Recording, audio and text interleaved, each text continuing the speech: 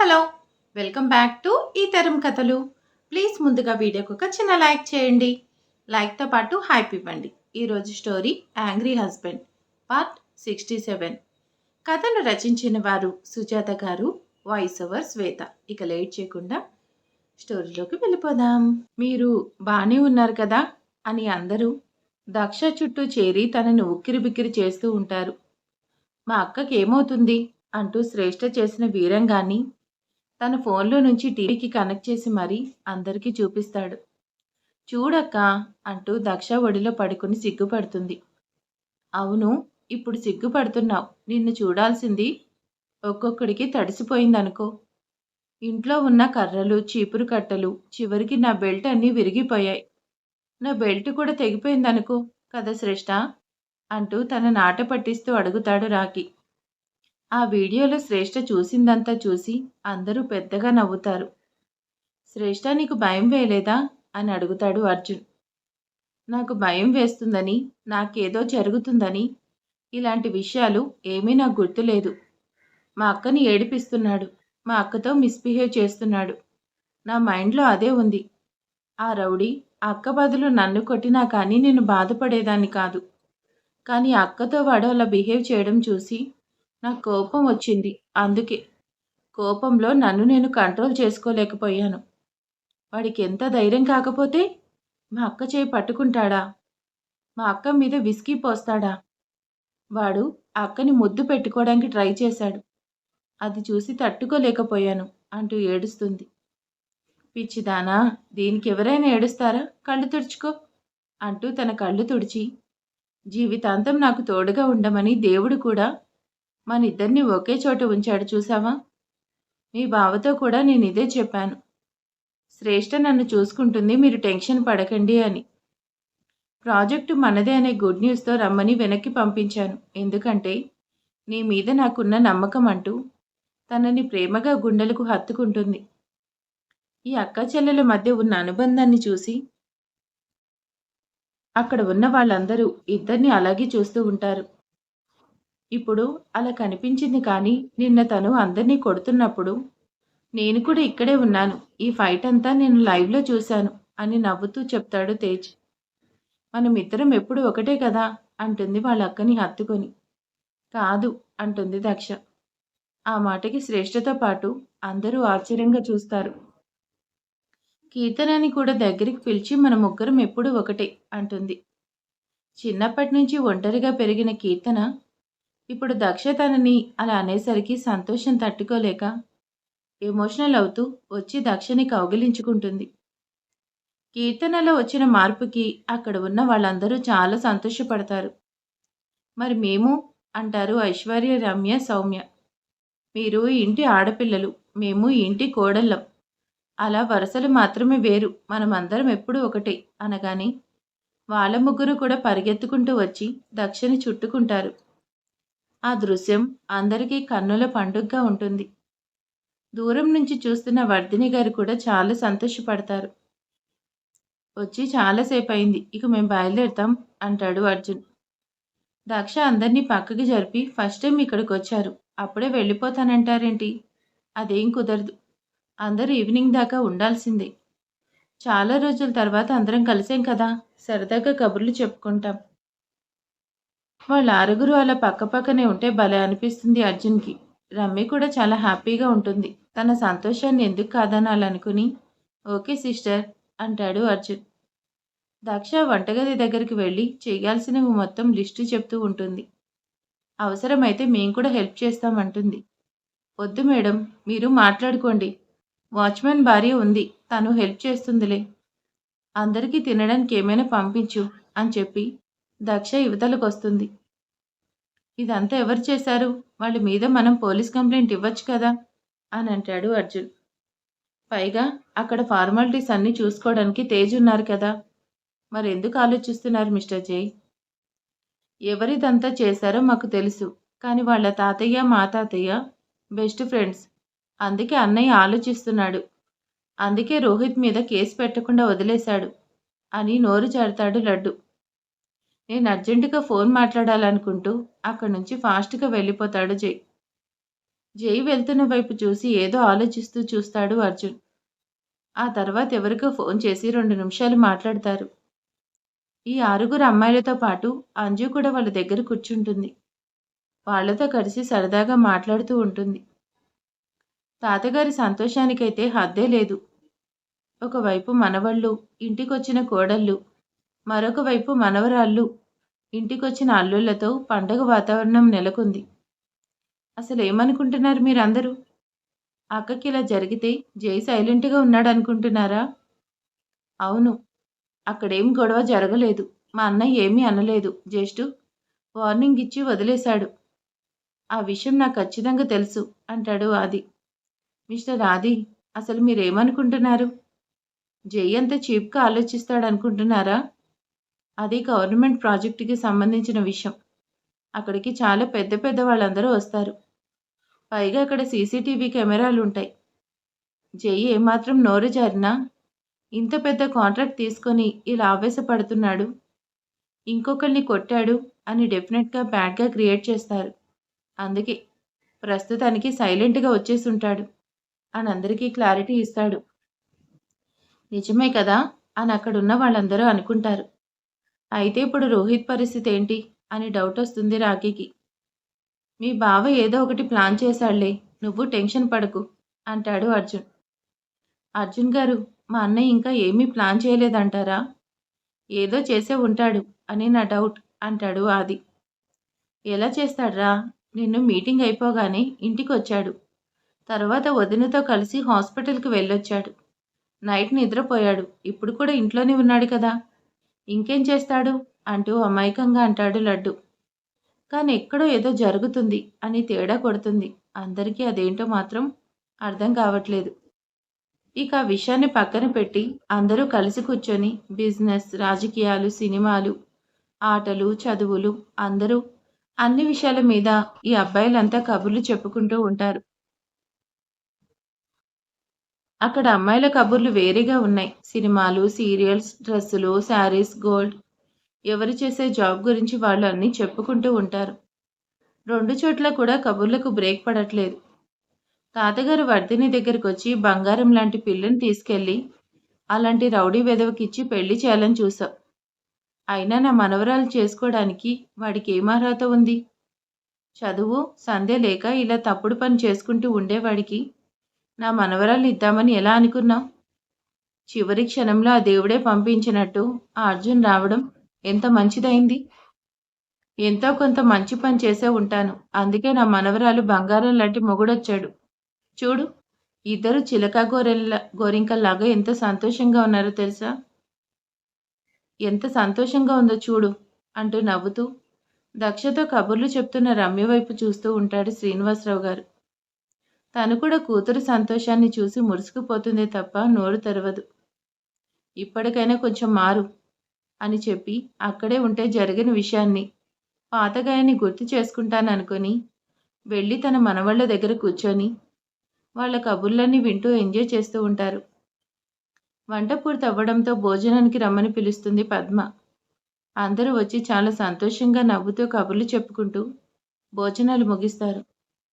కొంచెంసేపు రెస్ట్ తీసుకోండి అన్నా కానీ వినకుండా అందరూ హాల్లోనే సిట్టింగ్ వేస్తారు. దక్ష కోరిక ప్రకారం సాయంత్రం దాకా ఉండి ఇక బయలుదేరుతాము అంటారు. మన రాఖీ గారు మాత్రం అంజుని చూడ్డంలో కొంచెం బిజీగానే ఉన్నారు. కావాలని అంజు దక్ష పక్కన కూర్చొని మేడం సార్తో మాట్లాడారా? నేను అమెరికా వెళ్ళే విషయం అని మరొకసారి గుర్తు చేస్తుంది అంజు. 2 రోజుల్లో ఏ విషయం మీకు తెలియజేస్తాను. Thank you madam. ఇలా ఒక్కొక్కరిగా అందరూ బయలుదేరి వెళ్తూ ఉంటారు. ఫస్ట్ ఐశ్వర్య, అంజు, శేఖర్ వెళ్ళడానికి రెడీగా ఉంటారు. తేజ్, సౌమ్య, అక్క ఇక మేము కూడా బయలుదేరుతాను అంటూ దక్షని హత్తుకొని చెప్తుంది రమ్య. పెద్దమ్మతో ఒకసారి మాట్లాడొచ్చు కదా! రమ్య చెవిలో మెల్లిగా చెప్తుంది దక్ష. రమ్య దక్షని వదిలి వాళ్ళ అమ్మ వైపు చూస్తుంది. తనకి మాట్లాడాలనిపించక సైలెంట్‌గా వెళ్ళి అర్జున్ దగ్గర నిలబడుతుంది. అందరూ కలిసి 4 అడుగులు వేయగానే అర్జున్‌కి ఏదో వీడియో వస్తుంది. అది ఆన్ చేసి చూస్తాడు. ఏంటబ్బా! ఇంత సీరియస్‌గా చూస్తున్నాడనుకొని శేఖర్, తేజ్, లడ్డు, రాఖీ, ఆది కూడా వంగి చూస్తారు. అది చూడగానే ఒక్కసారిగా అందరూ జై వైపు ఆశ్చర్యంగా చూస్తారు. వాళ్ళందరూ ఎందుకలా చూస్తున్నారో అర్థం కాక ఏంటి అన్నట్టు సైగ చేస్తాడు. అందరూ ఏం మాట్లాడకుండా గుచ్చి చూస్తుంటారు. జైకి మ్యాటర్ అర్థమవుతుంది. దక్ష కొంచెం వాటర్ తీసుకురావా అంటాడు. సరే అని చెప్పి కిచెన్లోకి వెళ్తుంది. ఎక్కడ చూసినవి అక్కడ మర్చిపోవాలి. ఇక బయలుదేరండి అంటాడు. అంటే ఇదంతా అనేదో అడుగుతుంటే దక్ష వస్తే లక్ష డౌట్లు అడుగుతుంది. మిమ్మల్ని ఇరికించి నేను తప్పుకుంటాను. అది అడిగే క్వశ్చన్కి మీరు ఆన్సర్ చేయలేరు. అందుకని బయలుదేరండి. లేకపోతే మీ ఇష్టం అంటాడు నవ్వుతూ. చూసావా మీ అన్నయ్యని అంటాడు అర్జున్. నిజమే. అసలు ఇదంతా ఎప్పుడు జరిగింది? రాత్రి మీ వదిన నిద్రపోయిన తర్వాత తను లేవటానికి మధ్యలో జరిగింది అంటూ క్లారిటీ ఇస్తాడు అర్జున్. వామ్మో! మా అన్నయ్య ఇంకా ఏమీ చేయలేదు. వార్నింగ్ ఇచ్చాడు అనుకున్నాను. కానీ వదిన నిద్రపోయిన తర్వాత రోహిత్‌ని బయటికి రప్పించి కొట్టి హాస్పిటల్‌లో పడేలాగా చేశాడన్నమాట.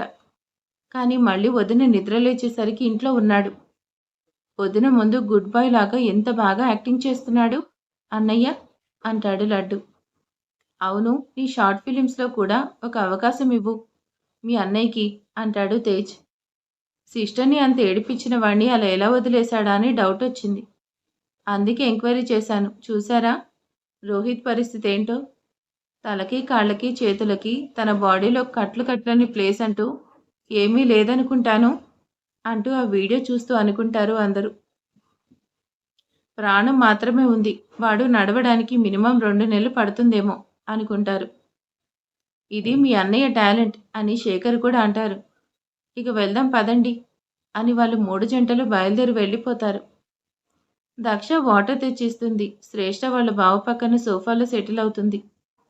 నువ్వు గ్రేట్, చాలా గ్రేట్ బావా.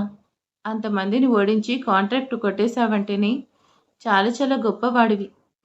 నేను కూడా నీ అంత గొప్పదాన్ని కావాలని ఆశీర్వదించు. అవును శ్రేష్ఠ, బావగారు గొప్పవాడే కాదు, చాలా మంచివారు కూడా అని కీర్తన కూడా అంటుంటే, ఏంటి మా మరదలిద్దరూ నన్ను పొగిడే కార్యక్రమం పెట్టుకున్నారు? అంత గొప్ప పని నేనేం చేయలేదు. వెళ్ళి మీ పని చేసుకోండి అంటాడు. ఏదో ఫోన్ రావడంతో కొంచెం పక్కకు వెళ్ళి మాట్లాడుతుంటాడు జై. దక్ష కిచెన్లోకి వెళ్ళి పద్మకి ఏదో చెప్తూ ఉంటుంది. అవును, మీ బావ చాలా గొప్పవాడు. ఇటు చూడు అంటూ అర్జున్ షేర్ చేసిన వీడియోని చూపిస్తాడు ఆది. ఏంటిది అనుకుంటూ కీర్తన కూడా వచ్చి పక్కన కూర్చొని చూస్తూ ఉంటుంది. ఒక చోట కొంచెం చీకటిగానే ఉంది. చుట్టూ జనం ఉంటారు. రోహిత్‌ని పిచ్చకొట్టుడు కొడుతూ ఉంటాడు జై. మా ఇంటి మీదకి రౌడీలను పంపిస్తావా? నా భార్యను చంపమని చెప్తావా? అని ఒక్కొక్క డైలాగ్‌కి ఒక్కొక్క దెబ్బ కొడుతూ ఉంటాడు. జై కొట్టే కొట్టుడికి డైలాగ్స్ నీళ్లు ఊహించుకుంటూ ఉంటారు. అది చూడ్డం మధ్యలో ఆపేసి, ఇంతమంది మధ్య బావ అతన్ని కొడుతున్నాడు కదా, కేసేదైనా అవుతుందా అని అమాయకంగా అమూల్ బేబీలా అడుగుతుంది శ్రేష్ఠ. మన ఇంటికొచ్చి రౌడీలు చేసింది మొత్తం మన దగ్గర సాక్ష్యం ఉంది కదా, మా వాళ్ళు పని చేశారు చూడు అని గొప్పగా ఆ వీడియోని అన్నయ్యకి పంపించాడు రోహిత్. ఇప్పుడు పోలీసులు వస్తే గనక ఆ వీడియోని చూపించి మా బావ నైస్గా తప్పుకుంటాడు. మా ఇంటికొచ్చి దౌర్జన్యం చేశారు కాబట్టి నేను వాడిని కొట్టాను అని చక్కగా క్లారిటీ ఇస్తాడు. బావగారు సామాన్యుడు కాదు అనుకుంటారు ఇద్దరు. మిగతా వీడియో కూడా చూస్తారు. ఏ రేంజ్లో కొడుతున్నాడంటే రోహిత్కి బ్లడ్ వస్తూ ఉంటుంది. అయినా కానీ ఎక్కడా తగ్గట్లేదు. కాళ్ళు చేతులు అన్నీ విరిచి పడేస్తున్నాడు. జై ఫైట్ చాలా బాగా చేస్తుంటే శ్రేష్ఠ కళ్ళప్పగించి 4-5 సార్లు వీడియోని చూస్తుంది. ఎందుకన్ని సార్లు చూస్తున్నావు? బావ వాడే టెక్నిక్స్ బాగున్నాయి కదా, ఇది నేర్చుకుంటే నాకు యూజ్ అవుతుంది అంటుంది శ్రేష్ఠ. ఆ మాటకి అక్కడున్న రాఖీ, లడ్డు, కీర్తన నవ్వుతారు. ఆది మాత్రం తల కొట్టుకుంటాడు. మరెవరు వీడియో తీసినట్టు? ఈ వీడియో ఇంత పర్ఫెక్ట్గా ఎలా వచ్చింది? ఇదంతా సీసీటీవీ కెమెరా రికార్డింగ్. తనకు తెలిసిన వాళ్ళ ద్వారా తెప్పించాడు అర్జున్. చూసావా మా అక్కంటే బావకి ఎంత ప్రేమ అని గొప్పగా చెప్తుంది శ్రేష్ఠ. అంటే ఏంటి, మా ఇద్దరికి ప్రేమ లేదా అని లడ్డు, ఆది ఫైర్ అవుతారు. రాఖీ మాత్రం అక్కడ కూర్చొని వాళ్ళు సరదాగా గొడవ పడుకుంటే చూసి నవ్వుతూ ఉంటాడు. అంటే అన్నయ్యలాగా అలా ఫైట్ చేస్తే కానీ ప్రేమ ఉన్నట్టు కాదా? ఇలా ఫైట్ చేస్తేనే ప్రేమ ఉంది అంటే ప్రపంచంలో 75% మగాళ్ళకి ప్రేమ లేనట్టే. కీర్తన మాత్రం ఏం మాట్లాడదు. ఎందుకంటే లడ్డు తనని ఎంత ప్రేమగా చూసుకునేవాడో గుర్తొస్తుంది. అయితే నా మీద చాలా ప్రేముంది కదా! నిన్న నా ఫోన్ పగిలిపోయింది కదా! లేటెస్ట్ మోడల్ ఫోన్ ఒకటి కొనిపెట్టవా? ఆహా! పొగడ్తలు, ప్రేమ, అభిమానం అన్నీ బావగారికి. ఖర్చు మాత్రం నాకా? నేను కొనివ్వను అంటూ అక్కడి నుంచి వెళ్ళిపోతాడు ఆది. వాళ్ళిద్దరి గొడవ చూసి నవ్వుకొని మిగిలిన వాళ్ళు కూడా వెళ్ళిపోతారు. ఫోన్ లేకపోతే చాలా కష్టంగా ఉంది. అర్జెంటుగా ఫోన్ కొనుక్కోవాలి. రేపు కొనుక్కుందాంలే అంటూ సోఫాలో నుంచి లేచి తన రూమ్ వైపు వెళ్తుంది. ఏంటి రోహిత్ ఇది? ఈ రకంగా తన్నులు తిన్నావు? నీకు సిగ్గు లేదు? ఒక్క పని కూడా నీకు కరెక్ట్‌గా చేయడం రాదా? కాంట్రాక్ట్ సంపాదిస్తానని గొప్పగా ప్రగల్భాలకి పలికి వెళ్లారు. దాని శత్రువు చేతికి అందించి వచ్చావు. కాంట్రాక్ట్ పోతే పోయింది అనుకుంటే ఇలా దెబ్బలు తిని మంచానికి అతుక్కుపోయావు. నువ్వు లేచి నడవడానికి 3 నెలలు పడుతుందని డాక్టర్స్ చెప్తున్నారు. ఇలా ఎలా చేస్తున్నావు? కొంచెం కూడా ఆలోచించవా? అని సీమ ఫైర్ అవుతూ ఉంటుంది రోహిత్ మీద. అసలు ఆ టైంలో నువ్వు బయటికెందుకు వెళ్ళావు? అని నిలదీస్తుంది.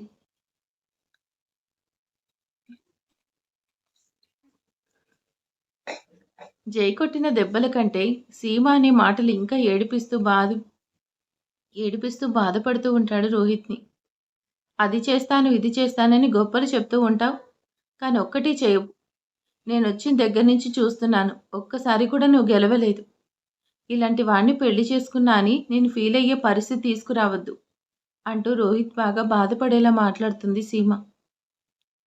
ఇలా ఒళ్ళంతా కట్లు కట్టుకొని మంచానికి అతికిపోయే మొగుడుంటే కనీసం అతన్ని చూసి 4 మాటలు ధైర్యం చెప్పకుండా, తన పరిస్థితి ఇలా అయ్యిందని బాధపడకుండా, మొగుడిని పట్టుకొని ఎన్నో అంటుంది అనుకుంటూ అక్కడ ఉన్న డాక్టర్స్‌లు, నర్సులు ఆశ్చర్యపడతారు. ఓకే. ఓకే. అలా చూడకు. నాకర్థమైంది. లాస్ట్ మినిట్‌లో శ్రేష్ఠ వచ్చి అంతా నాశనం చేసిందంటావు. అంతే కదా! ఆ వీడియో కూడా నాకు చూపించావు కదా! ఇక చాలు. అయినా ఇన్ని రోజుల నుంచి నువ్వు పీకిందేంటి? రమ్య పెళ్లిలో ఇద్దరు మిస్సింగ్. ఆ ఇద్దరు ఏమయ్యారో, ఎక్కడున్నారో తెలుసుకున్నావా? వాళ్ళని జై దాచిపెట్టుంటాడు అని మనకు అనుమానం వచ్చినప్పుడు నువ్వేం చేయాలి? జై ప్రాపర్టీస్ ఏదైతే ఉన్నాయో వాటి దగ్గర చెక్ చేయాలి. కదా! నువ్వు ఆ పని చేశావా? చెయ్యలేదు. రోహిత్‌కి చాలా ఇన్సల్ట్‌గా అనిపిస్తుంది. నువ్వు చూస్తూ ఉండు.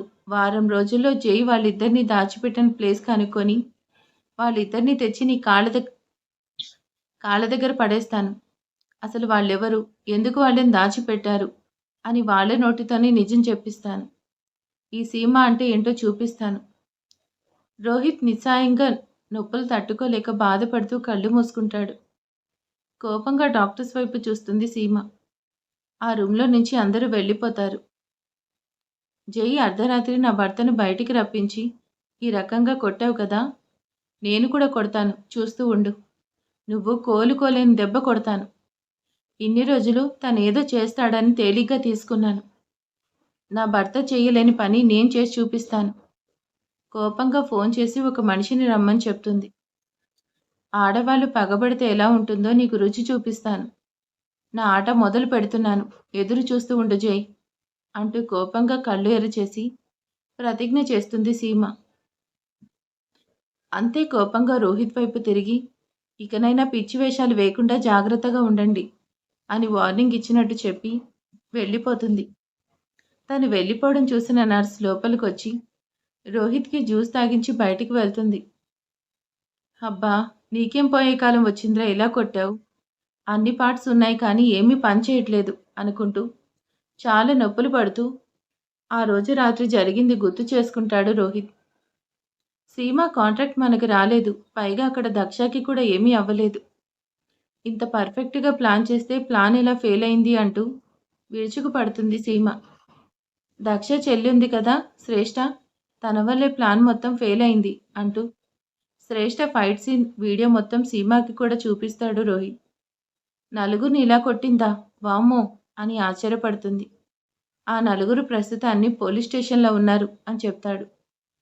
వాళ్ళెక్కడుంటే మనకెందుకు? మన ప్లాన్ ఫెయిల్ అయింది కదా! ఏంటో ఒక్క పని అనుకున్నది అనుకున్నట్టు జరగట్లేదు అంటూ చేతిలో ఉన్న ఫోన్ కోపంగా సోఫాలో విసిరేసి లోపలికి వెళ్ళిపోతుంది. నిన్ను వదిలిపెట్టను జై. నా భార్యకి కాంట్రాక్ట్ గిఫ్ట్‌గా ఇవ్వాలనుకున్నాను. ఆ కాంట్రాక్ట్‌ని సొంతం చేసుకోవడమే కాకుండా అక్కడ నా ప్లాన్ ఫెయిల్ అయింది. ఈ భార్యకి కూడా ఏమీ కాలేదు. అన్ని రకాలుగా ఓడిపోయాను అనే ఫీలింగ్ నా భార్య ముందు నేను తక్కువైపోయాను అనిపిస్తుంది. అంతా నీ వల్లేరా అంటూ కోపంగా జైని తిడుతూ ఉంటాడు రోహిత్. నా మీద ప్రేముంటే ఒక నెల పుట్టింటికి ఇంటికి పంపించండి అంటుంది దక్ష. ప్రేమ లేదులే అని సైలెంట్‌గా కళ్ళు మూసుకుంటాడు. ఇలాంటివి తప్పించుకోవడంలో మా శ్రీవారు నంబర్ 1 అంటూ మన గుండెల మీద తలపెట్టుకొని మెల్లిగా నిద్రలోకి జారుకుంటుంది దక్ష. కొద్దిసేపటికి దక్ష డీప్ స్లీప్‌లోకి వెళ్ళిపోతుంది.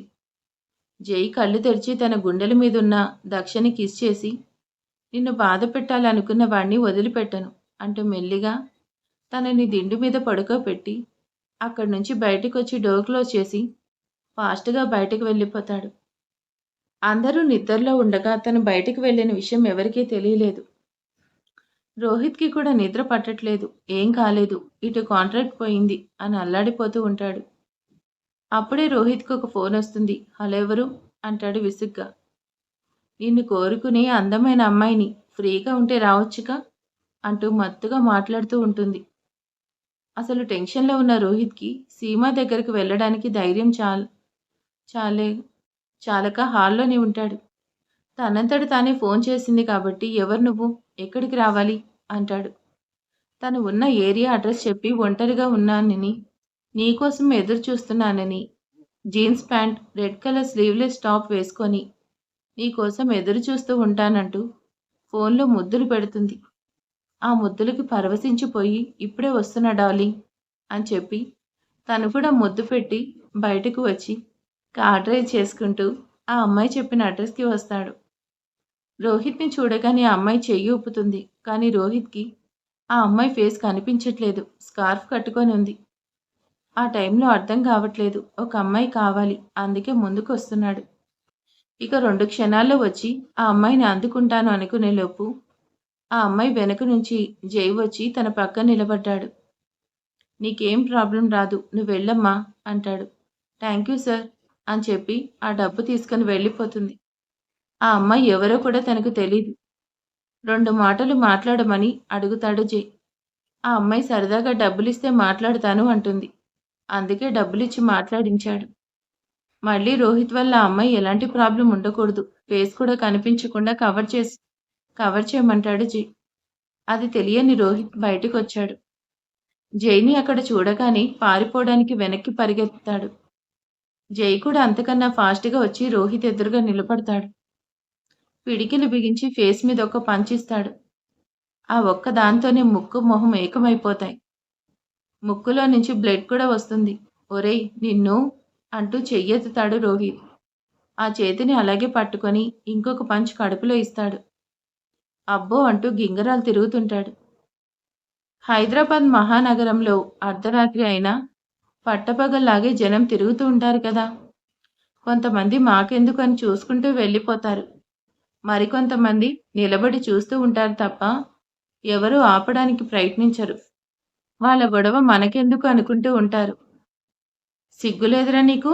ఆడపిల్లల మీదకి రౌడీలను పంపించి రౌడీయిజం చేస్తావా? అంటూ రోహిత్ మోకాలిని మడిచి గట్టిగా తొక్కుతూ ఉంటాడు. ఒరేయ్ జై! రౌడీలను పంపించింది నేనే కానీ, రౌడీయిజం చూయించి కొట్టింది శ్రేష్ఠ కదరా! అంటాడు. అంటే నువ్వు పంపిస్తే మేం భయపడతాం అనుకున్నావా?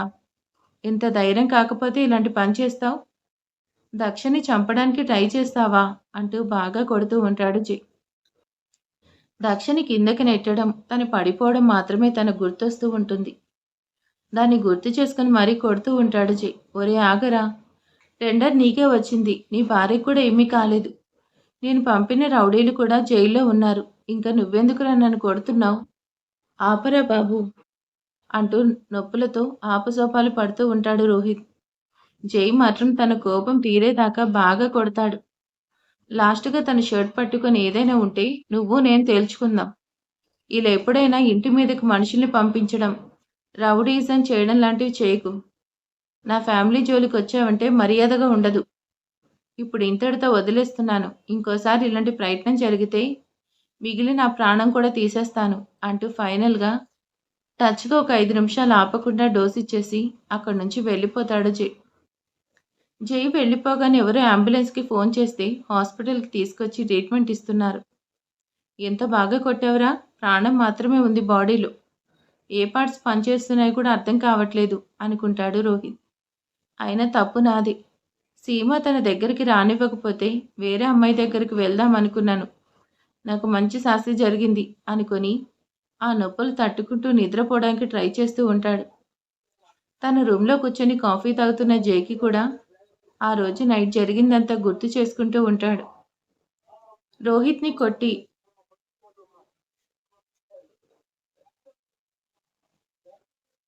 ఇంటికి వచ్చి సైలెంట్‌గా తన డ్రెస్ తీసేసి ఎందుకంటే రోహిత్ రక్తపు మరకలు తన డ్రెస్‌కి అంటుకున్నాయి. తెల్లవారి తర్వాత దక్ష చూస్తే టెన్షన్ పడుతుందని ఆ డ్రెస్ కూడా డస్ట్‌బిన్‌లో పడేసి వేరే నైట్ డ్రెస్ వేసుకొని ఏమీ తెలియని అమాయకుడిలా వచ్చి దక్ష పక్కన పడుకొని తనని గుండెల మీద పడుకోబెట్టుకొని తన ఫోర్‌హెడ్ మీద ముద్దు పెట్టి హాయిగా నిద్రలోకి జారుకుంటాడు. ఇప్పుడు జైకి ప్రశాంతంగా ఉంది. దక్షనే టచ్ చేసినందుకు నలుగురు జైల్లో ఉన్నారు. ఇంకొకరు హాస్పిటల్‌లో ఉన్నాడు. ఇతని పేరు జై. వాళ్ళ ఫ్యామిలీ మెంబర్స్ ఫోటోస్ అన్నీ ఒకతనికిస్తుంది సీమ. వీళ్ళందరినీ ఫాలో చేయండి. ఎవరెవరు ఎక్కడికెళ్తున్నారో చూడండి. నాకు ఫుల్ డీటెయిల్స్ కావాలి. ముఖ్యంగా ఈ జైని జాగ్రత్తగా ఫాలో చేయండి. అతనెక్కడికి వెళ్తే అక్కడికి మీరు కూడా వెళ్లి ఇద్దరు మనుషుల్ని కిడ్నాప్ చేశారు. వాళ్ళెక్కడ ఉన్నారో చెప్పండి అంటూ ఎదురుగా కూర్చున్న వ్యక్తికి డబ్బులిస్తుంది. Okay madam. పనయ్యాక కనిపిస్తాం అంటూ తన మనుషులతో అక్కడి నుంచి వెళ్ళిపోతాడు ఆ వ్యక్తి. హాయ్ అక్కా! అనుకుంటూ లోపలికొస్తుంది శ్రేష్ఠ. ఏంటి శ్రేష్ఠ ఆఫీస్‌కి వెళ్ళలేదా? వెళ్తున్నానక్కా. వెళ్ళే ముందు నిన్ను విష్ చేసి వెళ్దామనొచ్చాను. నేనెలాగో ఆఫీస్‌కి రాలేకపోయాను. నువ్వైనా హ్యాపీగా వెళ్ళు. అన్నీ బాగా నేర్చుకో. ఆది లేకపోయినా నువ్వు మేనేజ్ చేయగలగాలి. ఓకే అక్కా. నేను బాగా నేర్చుకుంటాను. నువ్వు బానే ఉన్నావు కదా? నాకేమైంది? నేను బ్రహ్మాండంగా ఉన్నాను. మీ బావ, మరదలు చూపించే ప్రేమకి నాకేమీ అవ్వదు. అంటే అక్కా అది ఏంటే? సరిగ్గా చెప్పు. నీతో మాట్లాడాలనొచ్చాను. అవును శ్రేష్ఠ. ఇద్దరం ఒకే ఇంట్లో ఉన్నా కానీ, ఇన్ని రోజులు అసలు మనం ఏం మాట్లాడుకోలేదు. నాకు కూడా నీతోనే కూర్చొని కబుర్లు చెప్పాలనుంది. కానీ ఆఫీస్ టైం అవుతుంది కదా నువ్వెళ్ళు. ఈవినింగ్ మాట్లాడుకుందాంలే అంటుంది. సరే అక్క అనుకుంటూ బయటకొచ్చి ఆది వైపు చూసి ఏడుపు మొహం పెట్టి తల కొట్టుకుంటుంది శ్రేష్ఠ. మరిక తర్వాత ఏం జరగబోతుంది ఏంటి అనేది నెక్స్ట్ పార్ట్‌లో చూద్దాం. ఈరోజు వీడియో ఎలా ఉందో ప్లీజ్ కామెంట్ చేసేయండి. లైక్ చేయండి. Thank you.